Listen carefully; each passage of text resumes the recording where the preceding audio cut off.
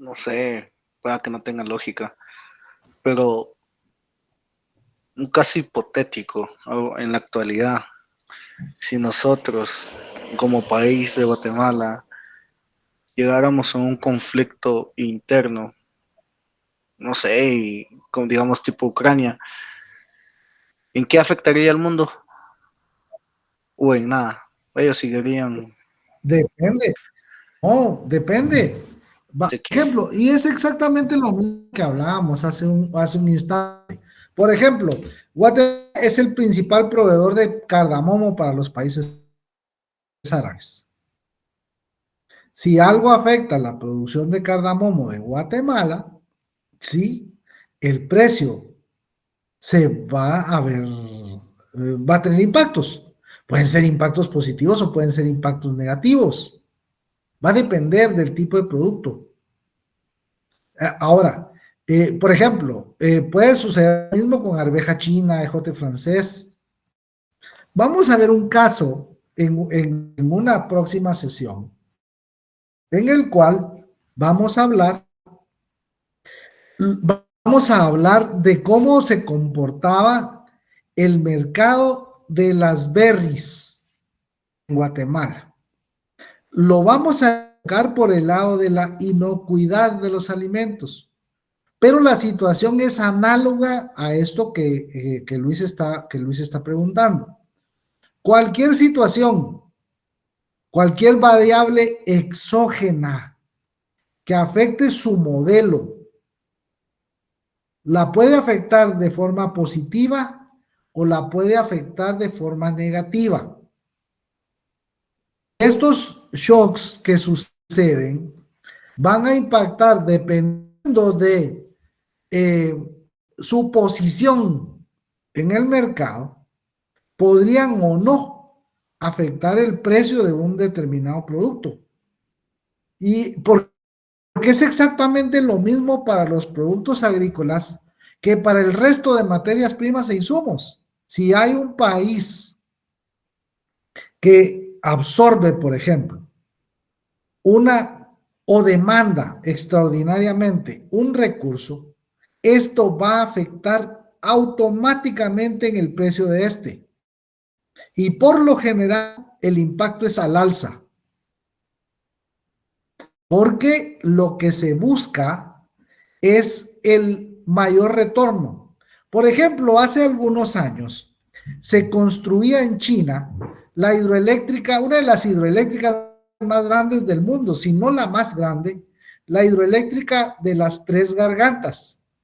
Esta construcción es tan monumental, esa sí es una auténtica, ya no es mega, sino esa es una giga obra de ingeniería.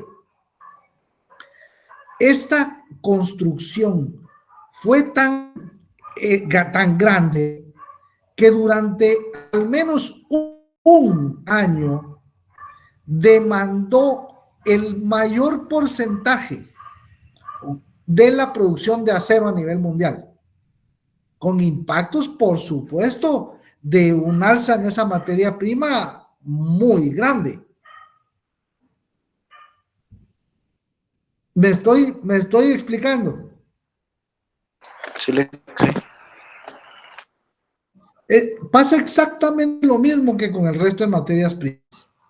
Si un país es dominante en una producción y sucede un efecto positivo o negativo, automáticamente va a impactar en la oferta agregada. Por lo tanto, si la demanda se mantiene sin cambios o por el contrario es creciente, la búsqueda de productos alternativos o de nuevos proveedores va a traer así automáticamente cambios en los precios y por supuesto también en la estructura de costos.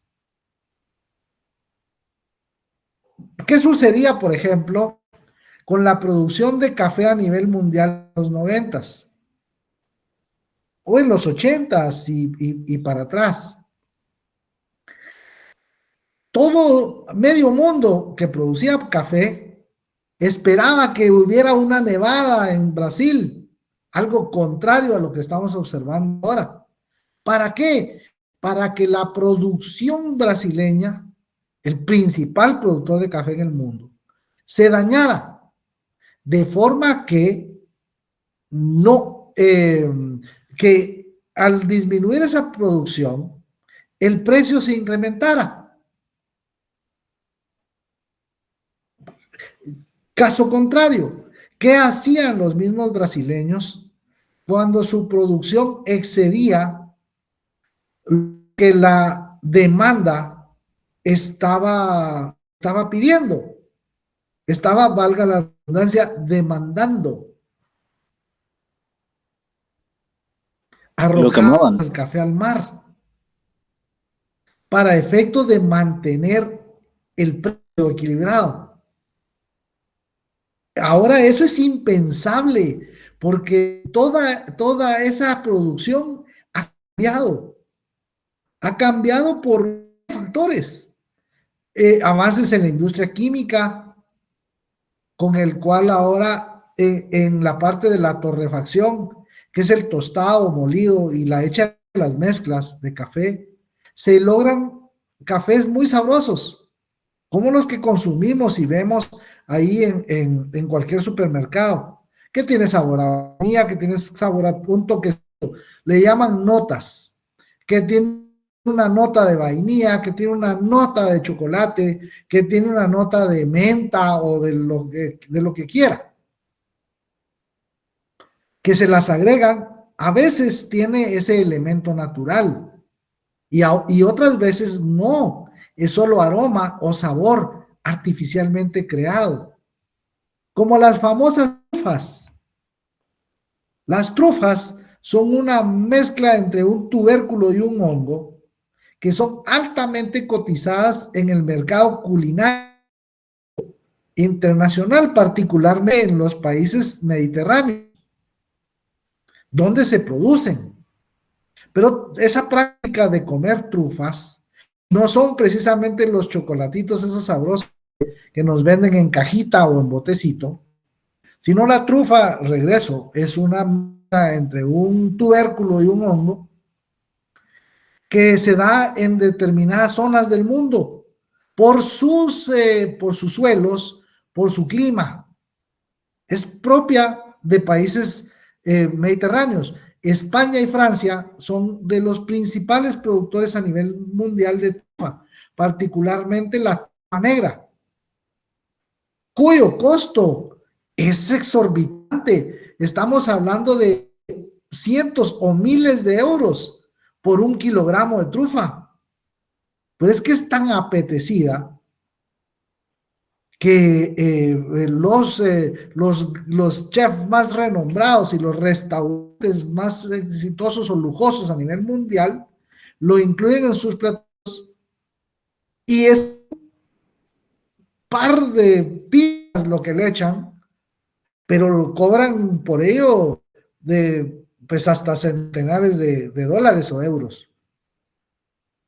Es exactamente lo mismo, ¿ya? Determinados espacios adentro de los países también se da, y a nivel de comercio internacional hay dominancia respecto de determinados productos.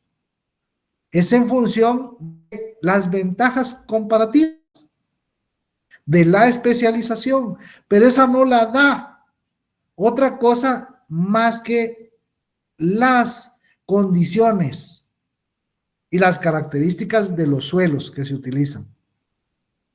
Y todo esto, gracias por el tema de los ejemplos. Ayuda mucho a enriquecer la clase. Buenas noches, licenciado. Por aquí Hola, don estoy, Freddy, licenciado. bienvenido. Lo que pasa es que estoy escuchando con mucho interés porque está bastante, ahí sí que vale la redundancia, interesante el tema. Con relación al último punto ahí que dijo Luis Fernando,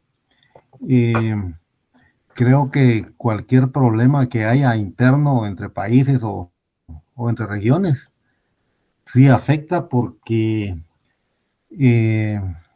la geopolítica está dependiente por el asunto de que todas las economías están interrelacionadas actualmente, ¿verdad? Entonces, sí se afecta en menor o mayor grado, ¿verdad?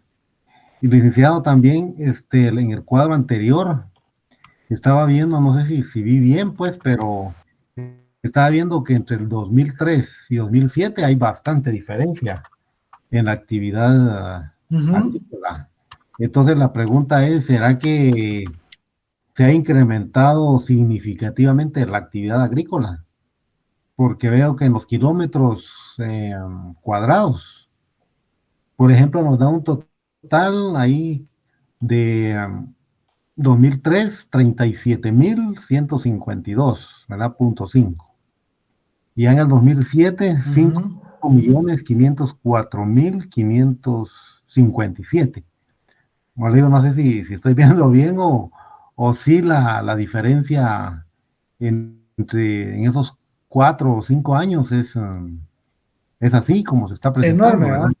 Sí, que nos da Ajá. como quien dice que sí hubo una actividad agrícola bastante superior o ha ido en una evolución muy positiva, ¿verdad? Eso le quería comentarle, gracias.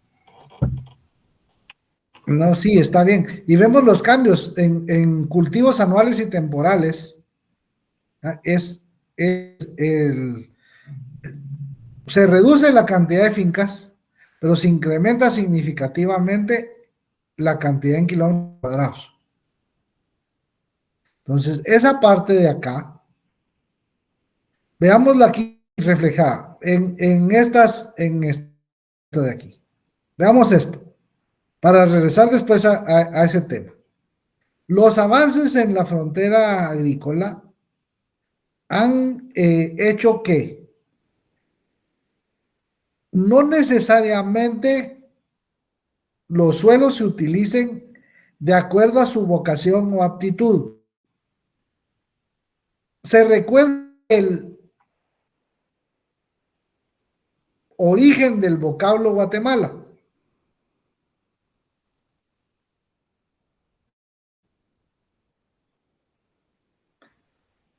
Lugar de muchos árboles, ¿verdad? Guatemalán. Eso es por eso.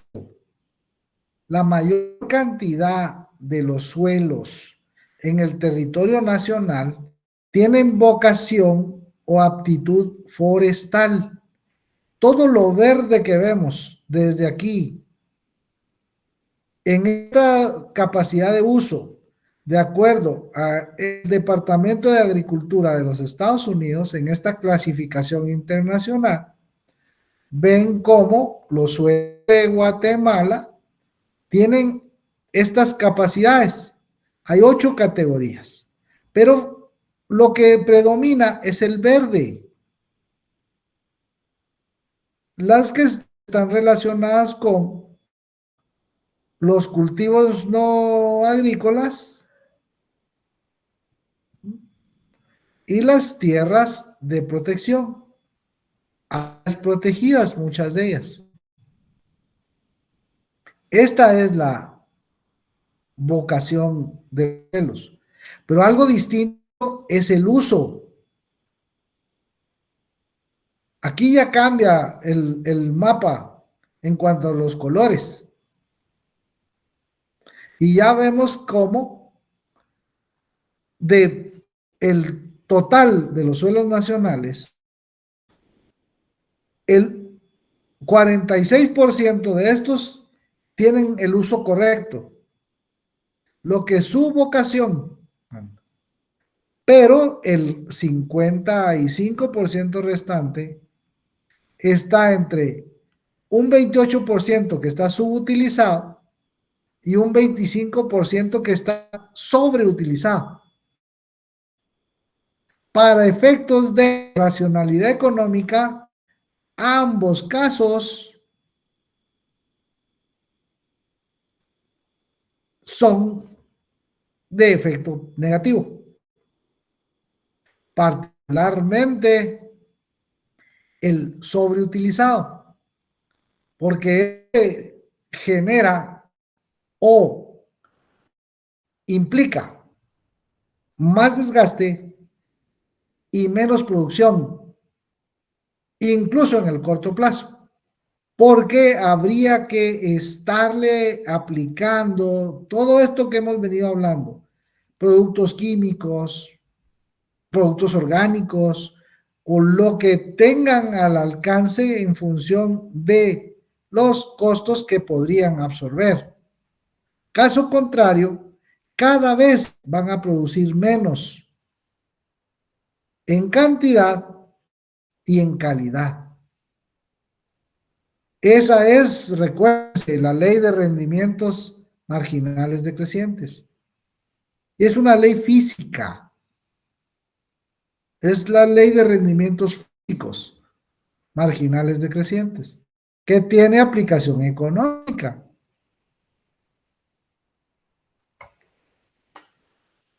Vamos aquí. Quiero que vayamos a esto. Aquí está. Bueno. Capacidad e intensidad del uso del suelo. ¿Cómo han venido determinando los tipos de cultivo que se vienen dando en el país desde hace años? Todo esto lo analizamos a través de los mapas de los que hablaba Camilo, respecto de dónde están ubicadas las producciones de los principales productos de exportación. Y veíamos una alta coincidencia respecto del área geográfica en la que estos se encontraban. Y tiene que ver, por supuesto, con que los productores son los de la gran propiedad. Estamos hablando de agricultura, de actividad agroexportadora, ¿verdad? Hule, banano, caña,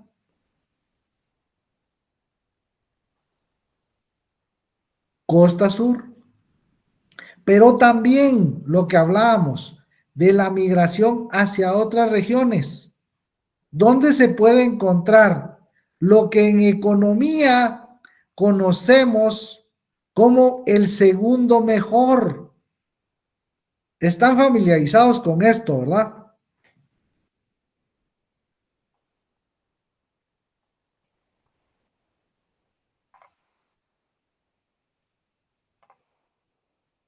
Están familiarizados ¿Cuál fue? con el primero a elegir y el segundo mejor. ¿Cuál fue la pregunta, Lick? Bueno, hablamos de que los productos, los recursos económicos que se aprovechan primero son los que son más accesibles. ¿Sí? Sí, En correcto. función de su estructura de costo. Vale. Ahora bien, no siempre estos más accesibles resultarían siendo la primera opción. Pregunté si estaban familiarizados con la primera opción y el segundo mejor en economía. Ya hasta el momento nadie me ha respondido si sí o si no. Yo pienso que no, Lick. Es que no. De plano que no, Lick, creo que no. Me estoy dando cuenta que no. Va, está bueno pues. Bueno, ok. ¿Cómo viene el asunto? No necesariamente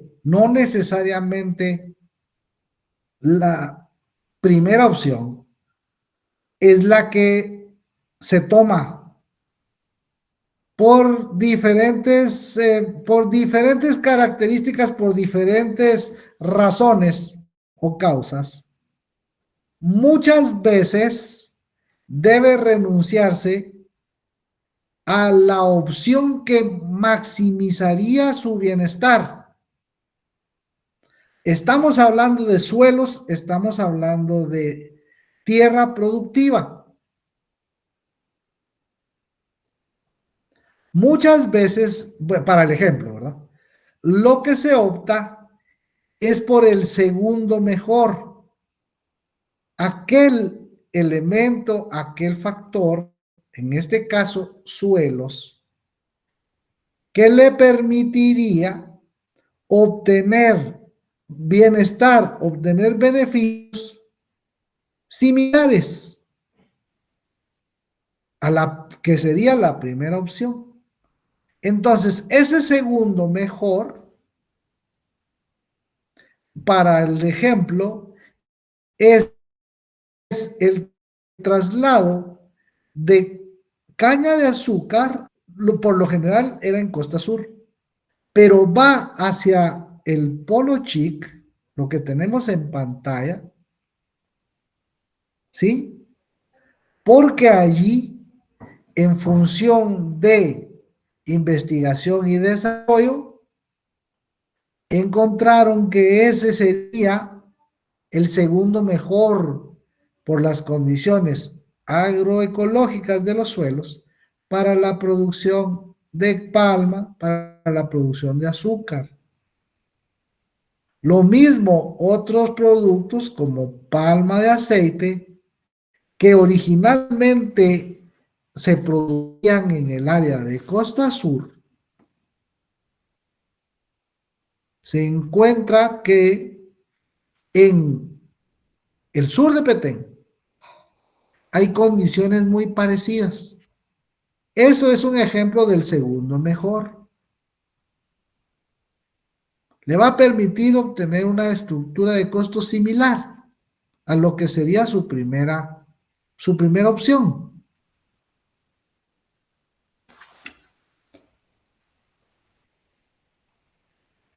Más o menos. Sí, Lick, ahora sí.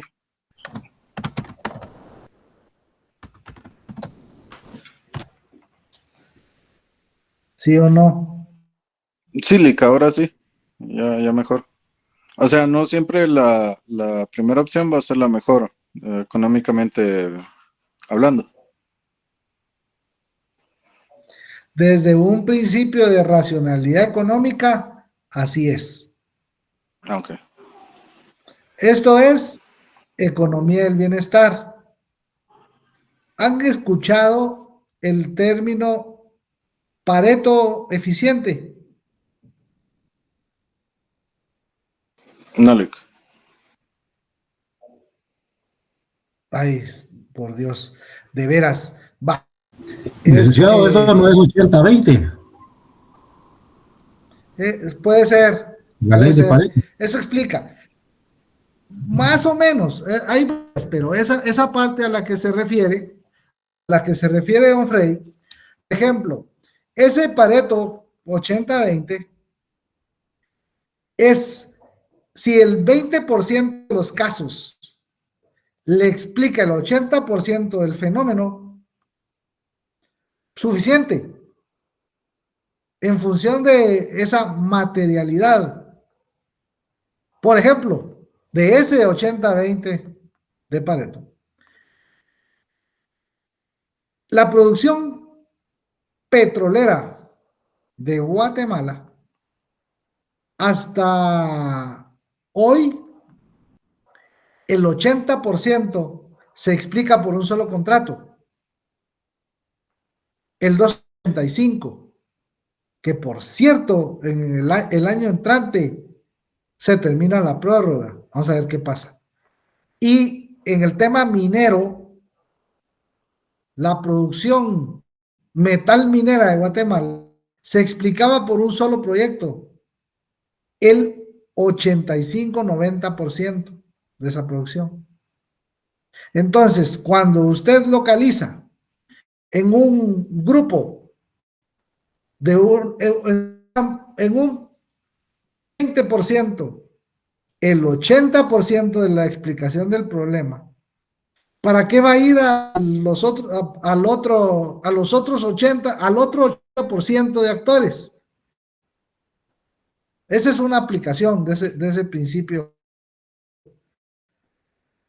Pero en el tema de economía del bienestar, a ver, aquí, vamos de regreso. Ajá.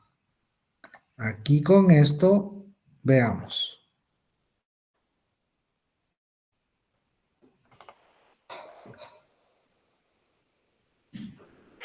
Ya está en pantalla.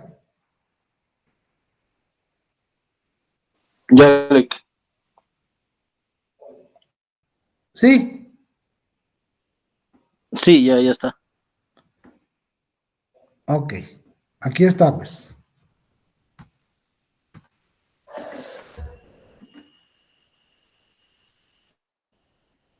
Esta es la teoría del segundo mejor.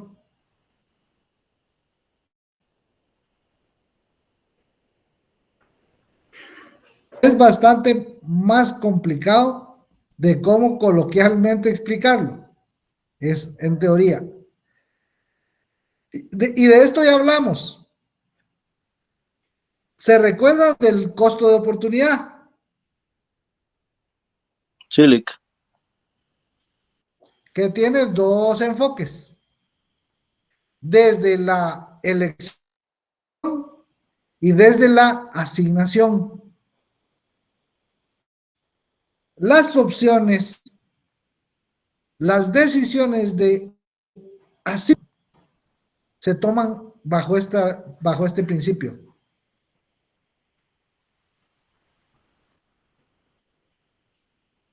Ahora sí.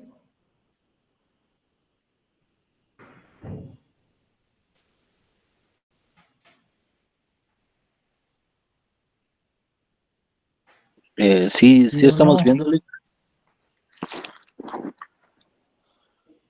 No, yo no estoy, bueno, sí está bueno que estén viendo, pero el tema es, me estoy explicando. Sí, Lick. Sí, sí, se está explicando, gracias. Va. Pues eso tiene esta estructura de costo, pero puede migrar hacia otra parte para incrementar el área productiva. ¿Por qué? Ya con el área que tiene, aún con un crecimiento vertical importante, logra cubrir toda la demanda que surge. Ese es el tema. Y muchas veces eso sucede porque las condiciones en el mercado mundial para esa materia prima hacen que todo el mundo quiera pasarse a sembrar eso, pero no todo el mundo puede. Primero porque no cuenta con el espacio. Segundo porque no cuenta con el tiempo que lleva esa migración. Está de regreso esta diapositiva. Sí, Lick. Los suelos. Es la de amenazas a los suelos. Hay impulsores de la degradación del suelo, la deforestación, el crecimiento demográfico, la expansión de las ciudades, uso y cambio de uso del suelo, cambio climático, contaminación, prácticas. Vamos a hacerlo más de acá. Ahí alcanzan a ver. Vamos uno aquí, de regreso. Deforestación, crecimiento demográfico, expansión de las ciudades, presión sobre los recursos naturales, presión sobre el suelo. El crecimiento demográfico demanda más alimentos, también demanda más espacio habitacional. Vamos de vuelta al tema de que el suelo, el factor de producción tierra, es igual que el resto de factores, sujeto a decisiones de asignación y decisiones de elección, donde mayores retornos le dé a esa actividad dedica el factor, a esa la asigna. objetivos en competencia, más de un uso o destino posible. ¿De acuerdo? Ahora veamos la otra parte. ¿Cuáles son los tipos de degradación que sufren los suelos?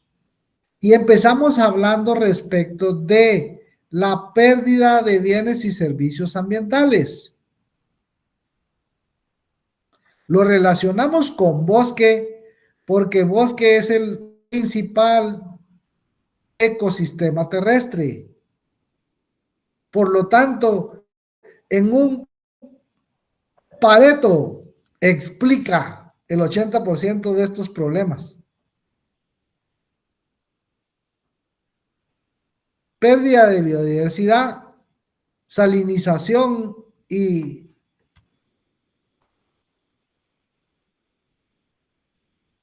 acidificación de los suelos. Esto es el uso de agroquímicos, la contaminación de los suelos por demasiado fertilizante, por mucho abono químico, por mucho agroquímico, daña los suelos.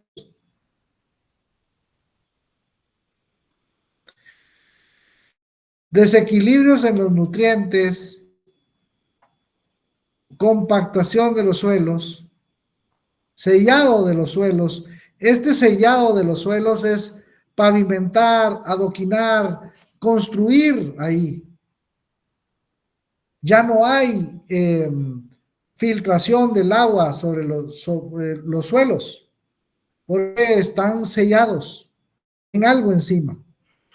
Contaminación, erosión de los suelos,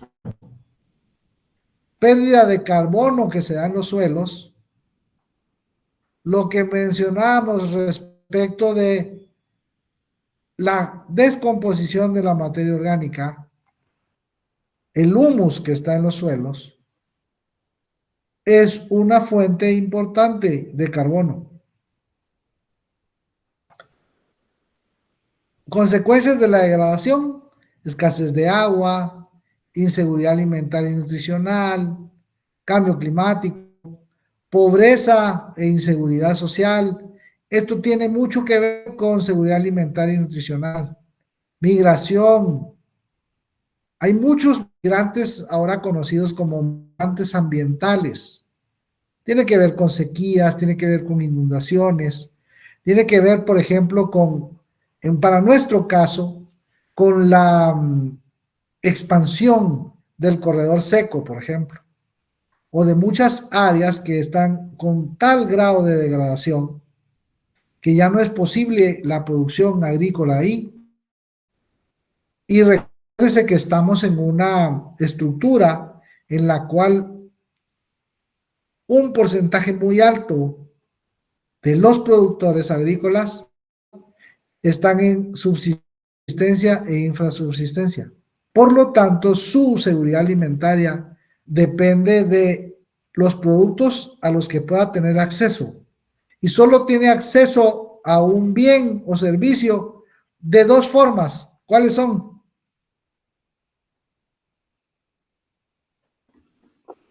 Comprando o produciendo. Exacto. Ese es el tema. ¿Cómo vamos? Todavía estamos con fuerzas.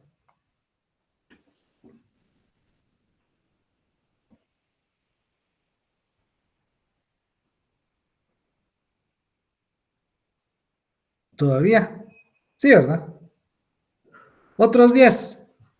Va. Veamos esto, pues. Comentamos que, aún siendo recurso natural no renovable, determinadas acciones, determinadas buenas prácticas, mecanismos que sirven para devolver calidad, para ampliar su vida útil o para disminuir su degradación. Esa es gestión sostenible de suelos. Gobernanza inclusiva del suelo. Esto tiene mucho que ver con el tema de ordenamiento territorial. En función de la vocación de los suelos, debería de establecerse mecanismos de gobernanza para su uso. Pero aquí no tenemos ley de aguas, menos vamos a tener algo al menos parecido. Muy pocas municipalidades tienen programas o planes de ordenamiento territorial, los llamados POT, que sirven para esto, para darle una gobernanza al suelo. Ver cuáles son las prioridades de uso, dónde debería de utilizarse, para qué fines. Debería de estar en función de la aptitud, de la vocación de los suelos. Pero eso también pasa por temas de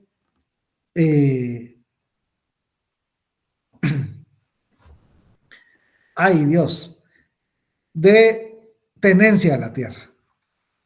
Y eso también ya lo analizamos bastante. Aumentar la inversión en gestión sostenible de suelos, está bien. Promoción y sensibilización. Lo que hemos estado haciendo hoy en esta sesión. Establecer cuál es la importancia económica que el suelo tiene. Es parte de sensibilizarlos respecto de que su uso de la mejor forma posible es importante, porque eso va a permitir mejores resultados.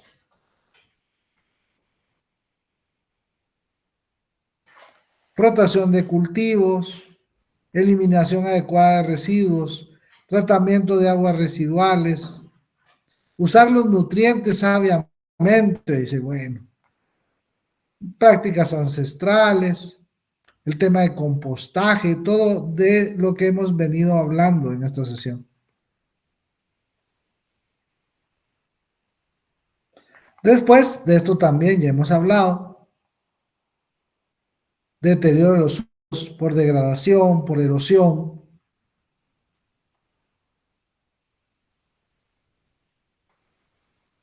Lo del sellamiento, poner alto concreto, adoquín, todo eso. Construcción de quinos, de edificios. Vimos que crecía, las ciudades crecen, cada vez más espacios habitacionales, más espacios comerciales, más carreteras, van disminuyendo la cantidad de suelos. Particularmente importante los temas de expansión de la frontícola, por ejemplo, que no necesariamente es solo agropecuaria, ¿no? Recuérdese que en buena medida quitarle al suelo bosque para sustituirlo por otro uso. El anegamiento del suelo. Esto es la creación de zonas pantanosas, por ejemplo.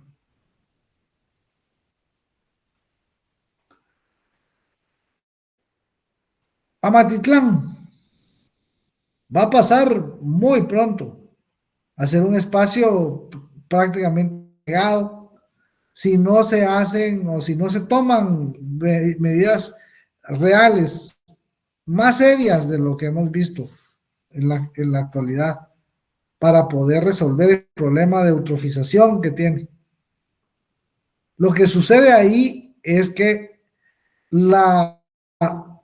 se vuelve anóxico, sin oxígeno. Entonces ahí se pierde, pues no solo la calidad, sino la posibilidad de utilizar esos suelos. para pues la producción que con anterioridad tenían.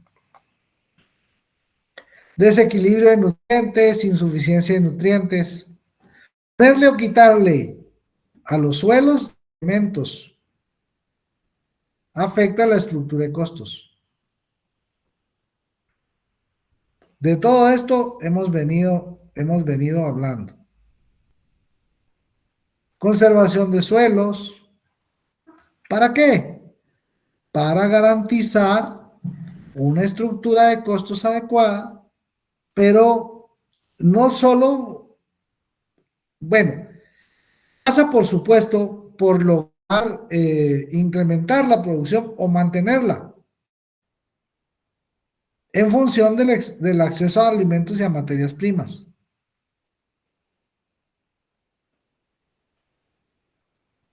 Hay diferentes prácticas. A la agricultura orgánica, de eso hablamos bastante hoy. Disminuir la mecanización de los. Eso es el tema de labranza cero. Todo el tema de tractores, arados mecánicos, disminuirlo al mínimo posible. Más espacios de sistemas agroforestales, sistemas agrosilvopastoriles.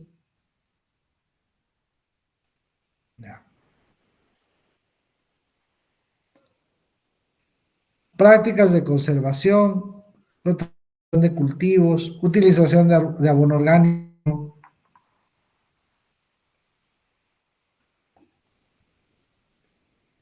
Hay otro tipo de prácticas de conservación. Pasos de curvas a nivel, barreras vivas. Manejo sostenible del suelo. Esto de lo que venimos hablando, en un solo pantallazo. Diversos enfoques para gestionar los suelos. De acuerdo con la FAO, la gestión sostenible de los suelos puede incrementar en un porcentaje muy importante, cerca del 60% la producción de alimentos. Vean entonces la gran importancia que tiene el utilizar estas prácticas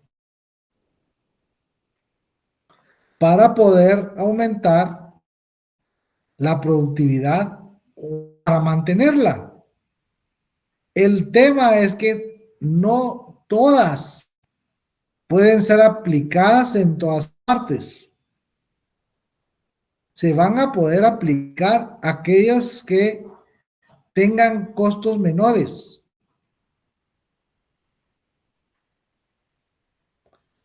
Sin embargo, la idea es ir promoviendo una mayor utilización de estas prácticas para poder conservar de mejor manera los suelos.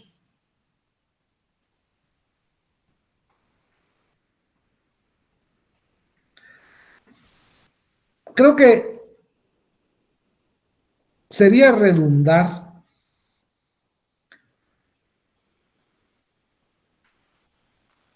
seguir analizando la parte de por qué a nosotros nos interesa desde el punto de vista económico el cuidar el suelo. Y eso es precisamente uno de los potenciales casos para parcial, por ejemplo. Ya analizamos en el anterior la importancia del sector agropecuario para la economía nacional.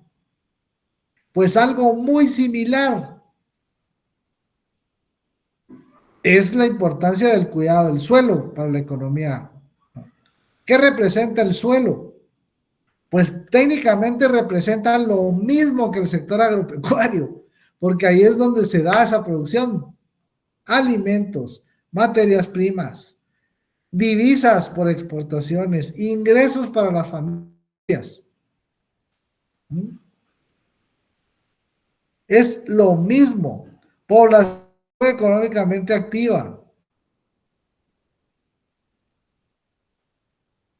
Esos son los temas que entran dentro de esa importancia económica y social del suelo.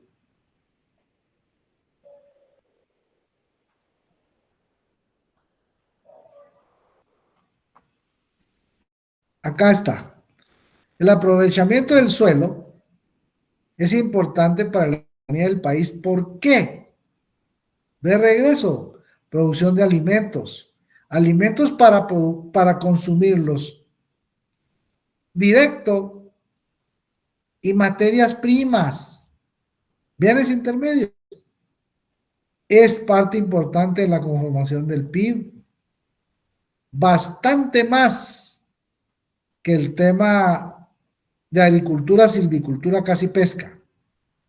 Aquí estamos hablando de algo bastante mayor a lo que se conoce como agricultura ampliada. Y eso ya es meterle agroindustria. Entonces aquí estamos hablando de empleos directos y empleos indirectos. Recuerden, materias primas, fibras, semillas, productos agrícolas. Y esos productos, productos tradicionales y productos no tradicionales, para el mercado exterior. Estamos hablando de lo mismo desde la sesión número 1.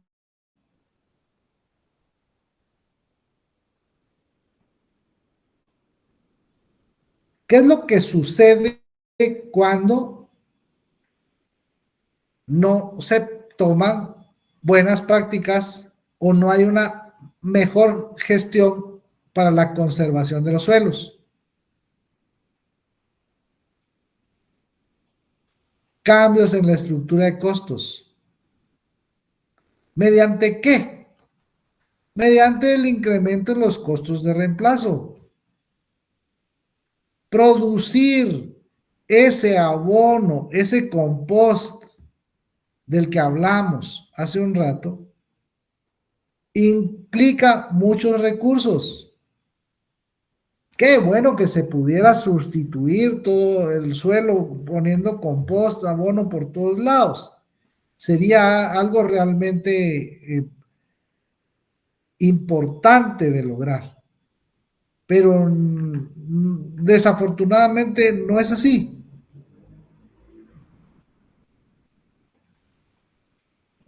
La erosión se traduce en costos importantes. Tenerle que poner elementos que le hacen falta implica costos. Tener que quitarle elementos que están de más, incluyendo nutrientes, también implica costos. Tienen que tener la cantidad adecuada de todos los elementos para que la producción se desarrolle de la mejor manera, tanto en sus aspectos de rendimientos físicos como en la estructura de costos que permita mantenerse competitivo.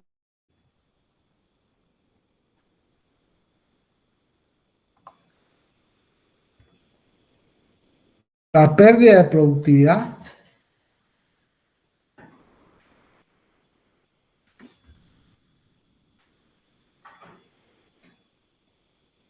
de acuerdo con el Instituto de Agricultura y Recursos Naturales de la URL, las pérdidas físicas sobre el suelo o las pérdidas físicas del suelo tienen impactos en la producción agrícola, totalmente de acuerdo, y estos impactos son evaluados en función de los costos. ¿Cuánto se dejó de producir por ese incremento en costos? Son cantidades realmente importantes.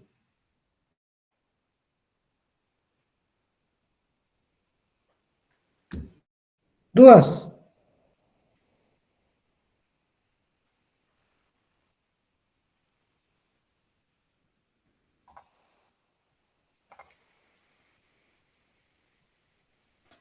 ¿Sí o no?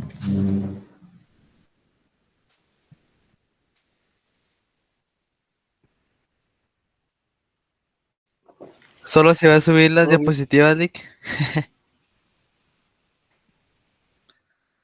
Ah, un momento no hay duda. mm, Lick, eh, este último tema que tocamos me recuerda a un documental que vi de ya hace ratos, tal vez unos 2 años, acerca de la producción de quinoa en Perú.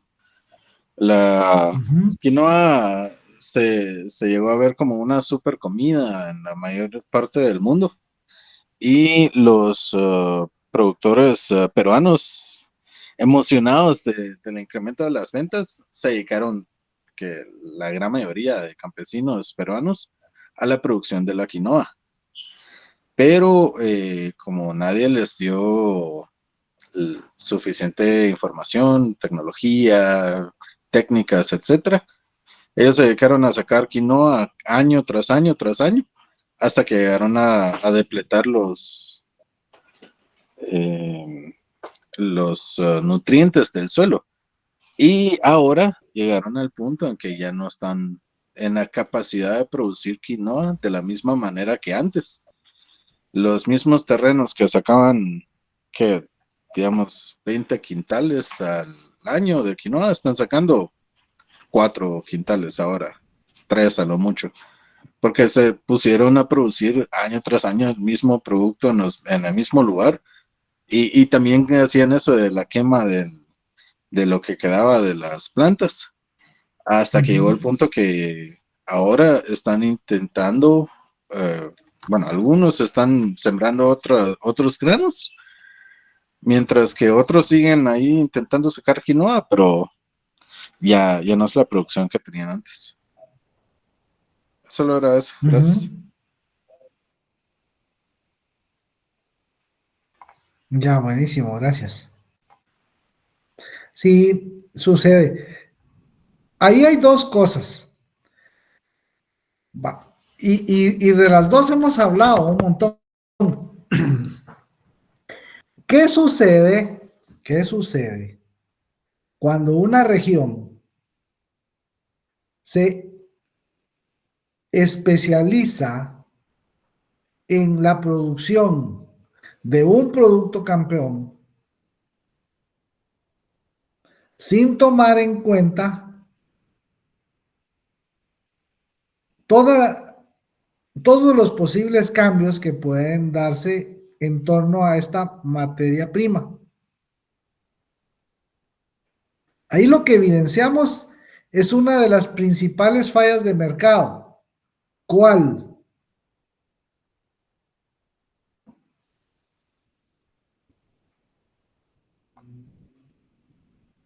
Está preguntando, Rick. ¿Cuál? Sí, por supuesto. No sé, Lick. Y usted empezó, usted lo dijo. ¿Qué les Sobre faltó a estructura. ellos? La No, falta de tecnología y técnicas. no tampoco. Educación. Información. Ajá. ¿Ya?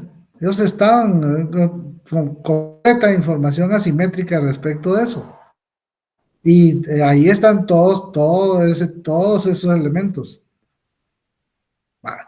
Y la segunda, ¿qué fue lo que pasó ahí? ¿Cómo se llama ese fenómeno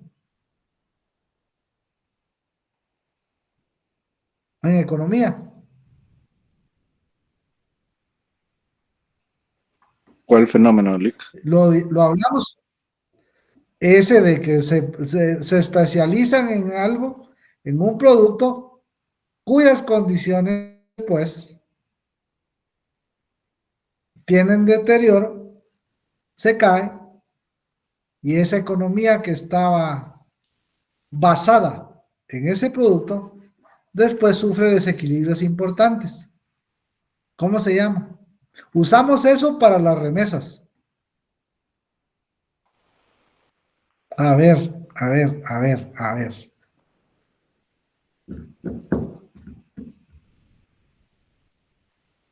Algunos le llaman enfermedad, otros les llaman mal.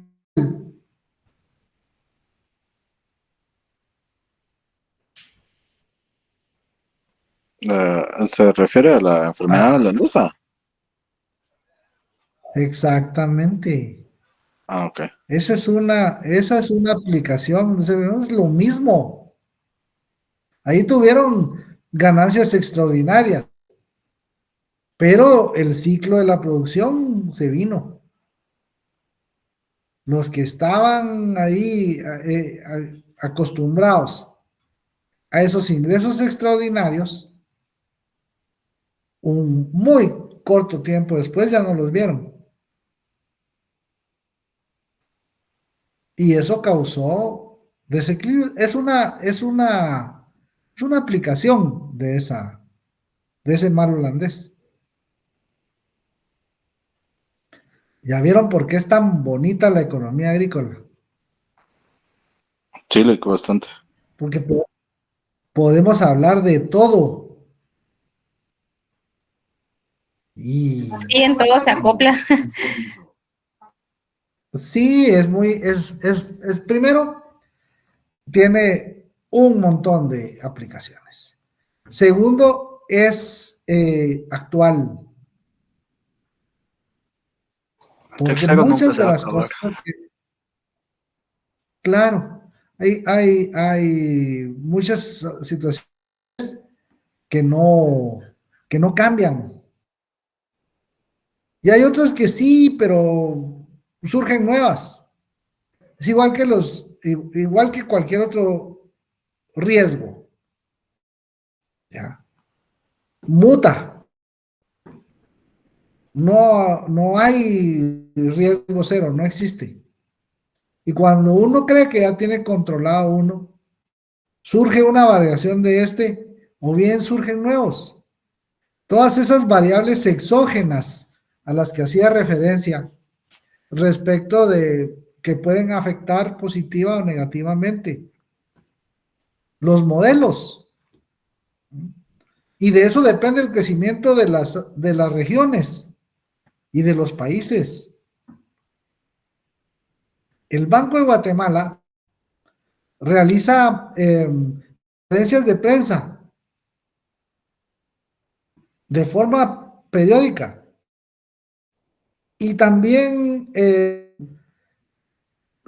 por ejemplo, cuando quieren tomar decisiones respecto del incremento o no de la tasa líder, hacen un análisis respecto de las condiciones de muchas variables o muchos factores, tanto a nivel nacional como internacional. Y hacen ahí un análisis de riesgo en el cual se tocan prácticamente la mayoría de los aspectos de los que hablamos hoy, por ejemplo.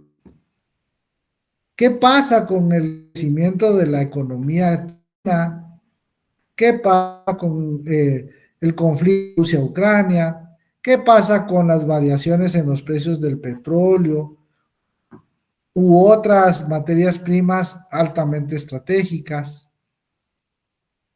¿Qué sucede ahí? Impacta directa o indirectamente el entorno nacional. Entonces, las decisiones de política económica deben tomarse en función del análisis de esas variables que pueden afectar positiva o negativamente el desempeño de la actividad. Ese es el punto. Entonces, bueno, acá estamos terminando nuestras clases del mes de marzo. Nos vamos a ver de nuevo, Dios permita, la primera semana de abril. Ya está el material ahí, es un material corto, de una lectura agradable. Van a encontrar muchos términos, muchos conceptos de los cuales ya hemos venido conversando para su comprobación de lectura, que ya acordamos se realizará el 23, cuando tengamos clase presencial, cada uno en su respectivo horario. De mi parte, espero que tengan un reparador descanso. Cuídense, trátense bien, pórtense bien en la medida que les sea posible.